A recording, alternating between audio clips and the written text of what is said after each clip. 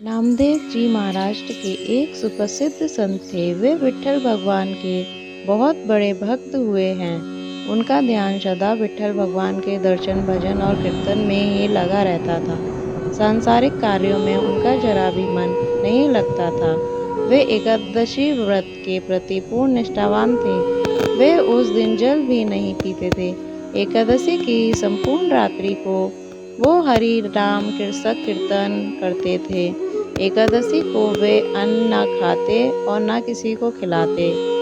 एक दिन एकादशी की रात्रि को वे हरि नाम कीर्तन कर रहे थे। उनके साथ अनेकानेक भक्त भी संकीर्तन कर रहे थे। अचानक एक शीर्णकाय, हड्डियों का ढांचा मात्र एक वृद्ध ब्राह्मण उनके द्वार पर आया और बोला, मैं अत्यंत भूखा हूँ, मुझे भोजन कराओ, अन्यथा मैं भूख के मारे मर जाऊंगा। श्री नामदेव जी बोले, मैं एकादशी को अन्न खाता हूँ और न अन्न किसी को और को खिलाता। अतः ब्राह्मण देवता, प्रातः काल सूर्योदय का इंतजार करो, व्रत का पारण कर आपको भरपेट भोजन कराऊंगा। ब्राह्मण बोला, मुझे तो अभी ही भोजन चाहिए, मैं 120 वर्ष बूढ़ा हूँ। एकादशी व्रत 8 वर्ष से लेकर 80 वर्ष तक के लोगों के लिए है। मैं भूख से मर जाऊंगा और तुमको ब्रह्मा हत्या का पाप लगेगा। श्री नामदेव जी ने कहा, ब्राह्मण देवता, चाहे कुछ भी हो जाए, मैं आपको भोजन नहीं करा सकता। कृपया आप सुबह तक प्रतीक्षा करें। श्री नामदेव जी के ऐसा व्यवहार के प्रति अन्य ग्रामवासी ने नामदेव जी को निष्ठुर कहा और ब्राह्मण को भोजन देना चाहा, परंतु ब्राह्मण ने भोजन लेने से इनकार कर दिया और कहा, यदि मैं भोजन ग्रहण करूंगा तो सिर्फ और सिर्फ नामदेव से ही करूंगा। श्री नामदेव जी ने जब ब्राह्मण को भोजन ना दिया तो कुछ ही समय में उसके प्राण पखेरु उड़ गए।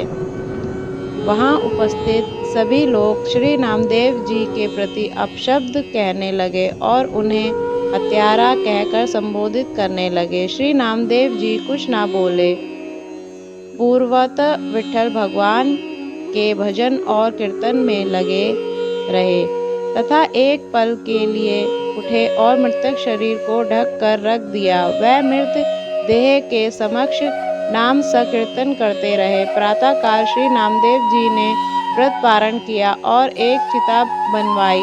स्वयं उस ब्राह्मण के पार्थिव शरीर को अपनी गोद में लेकर चिता पर बैठ गए। चिता को प्रज्वलित किया। जब आग की लपटें श्री नामदेव जी तक पहुंचने ही वाली थी तो अचानक वह ब्राह्मण उठा और श्री नामदेव जी को उठाकर चिता से बाहर कूद पड़ा। जब तक नामदेव जी कुछ समझ पाते, वह बूढ़ा अंतर्ध्यान हो गया। स्वयं विट्ठल भगवान ही उनकी परीक्षा लेने आए थे। इस घटना को देखकर सब आश्चर्यचकित हो गए और श्री नामदेव जी की जय जयकार करने लगे। धन्य है श्री नामदेव जी। चित्त में प्रज्ञा का प्रकाश, ज्ञान का दीपक जले, तभी ठाकुर जी का निरंकार स्वरूप दिखाई देता है। भागवत श्रवण से चित्त रूपी दीपक जलाने का प्रयास मानव को करना चाहिए। मानव को अज्ञानता से लड़ना चाहिए, मगर आलोचना और अज्ञानता पर चर्चा करके अपना समय बर्बाद नहीं करना चाहिए। कहानी अच्छी लगी हो तो कृपया लाइक और सब्सक्राइब करें और शेयर करें। धन्यवाद।